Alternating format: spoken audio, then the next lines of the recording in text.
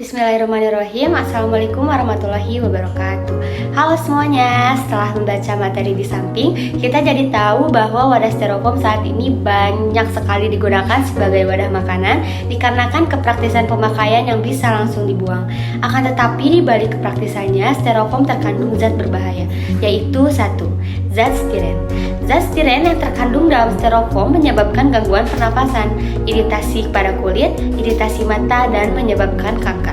Selain itu juga menurut Teni Kurniasari dan kawan-kawan dalam Jurnal Kesehatan Masyarakat dan Lingkungan Hidup tahun 2021 dikatakan bahwa zat stiren pada styrofoam dapat mengurangi produksi sel darah merah yang sangat dibutuhkan tubuh untuk mengangkut saripati makanan dan oksigen ke seluruh tubuh. Akibatnya, fungsi saraf seseorang bisa terganggu sehingga ia akan mengalami kelelahan, gelisah, dan susah tidur. Stiren juga bisa mempengaruhi kondisi janin melalui plasenta ibu dan berpotensi mencemari ASI. Di samping itu juga, styrofoam memiliki kandungan benzena yang dinilai sangat berbahaya karena benzena yang masuk ke dalam tubuh itu akan tersimpan dalam jaringan darah. Kandungan ini tidak dapat larut dalam air sehingga tidak bisa dikeluarkan melalui urin maupun feses dan akan menumpuk pada lemak di dalam tubuh.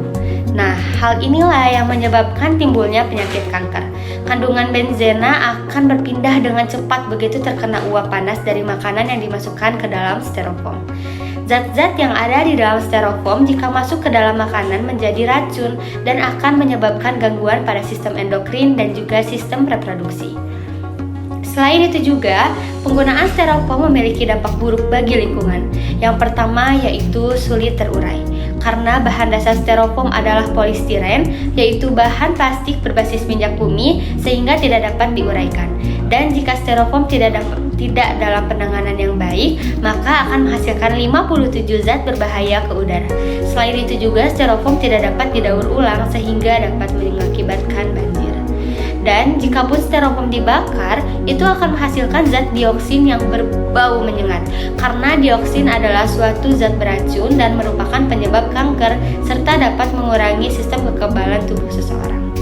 Yang kedua yaitu masih menggunakan CFC atau klorofluorokarbon yang menjadi penyebab efek rumah kaca. Nah, oleh sebab itu, penggunaan styrofoam dinilai sangat berbahaya bagi tubuh dan juga lingkungan.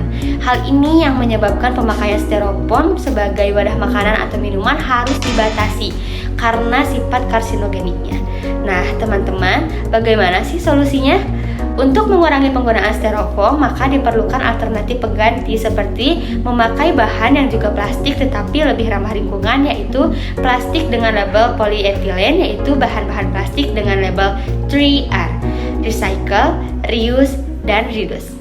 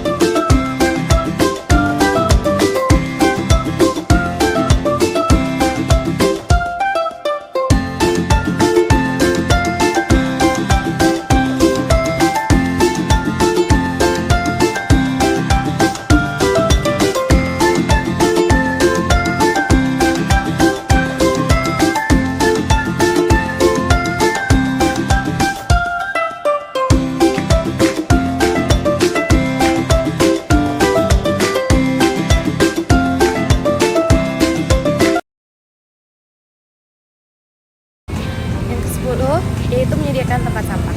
Memilah sampah langsung dari sumber yang sangat penting.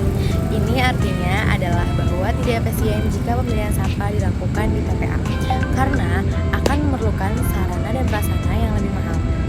Oleh sebab itu, pemilihan sampah harus dilakukan di sumber-sumber sampah seperti di perumahan, sekolah, kantor, puskesmas, rumah sakit, pasar, terminal, dan tempat-tempat manusia beraktivitas.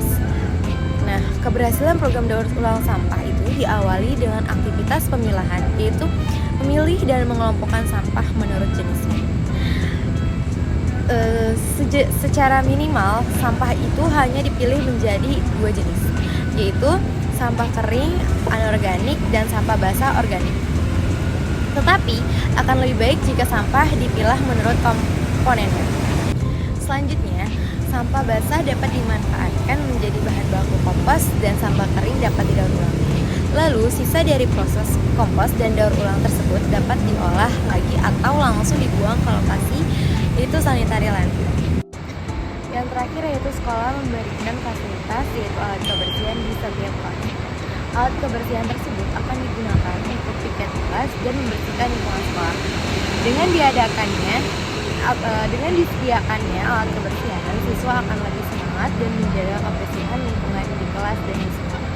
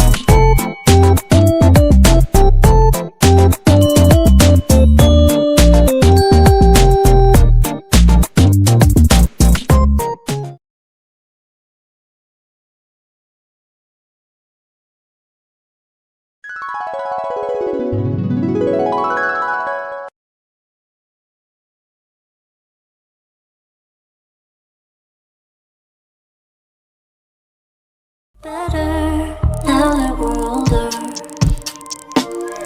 High school in Jakarta, sort of modern Sparta. Had no chance against the teenage suburban armadas. We were a sonata, thanks to tight-lipped fathers. Yeah, living under that was hard, but I liked your harder. High school in Jakarta. Terima kasih sudah menonton dan sampai jumpa.